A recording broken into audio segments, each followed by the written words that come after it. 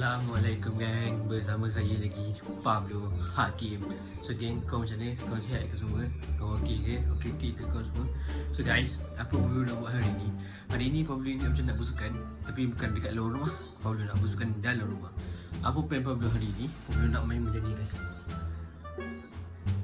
Pablo nak main benda ni sampai keluar peluh, sampai baju betul-betul basah. So kau nak tengok macam mana Pablo exercise ke apa ke, kau boleh like. Yang mana belum subscribe boleh subscribe. Yang mana belum follow Pablo punya TikTok boleh di follow Pablo punya TikTok. Okay, let's go gang.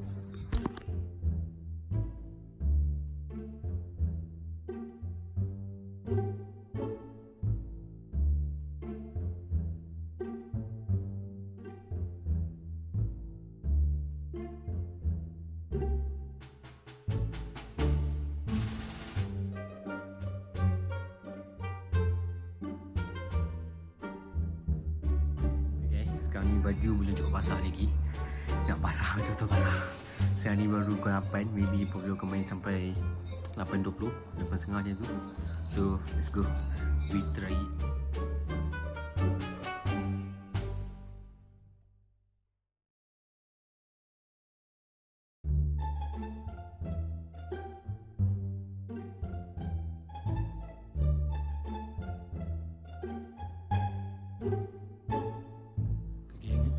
Sekarang ni Pablo dah penat sangat.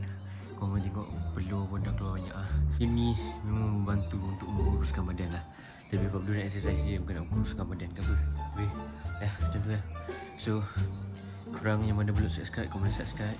Yang mana belum like video ni boleh like, dan juga video-video yang sebelum-sebelum ni.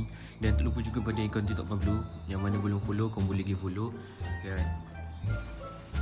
sampai jumpa di next content guys. Assalamualaikum.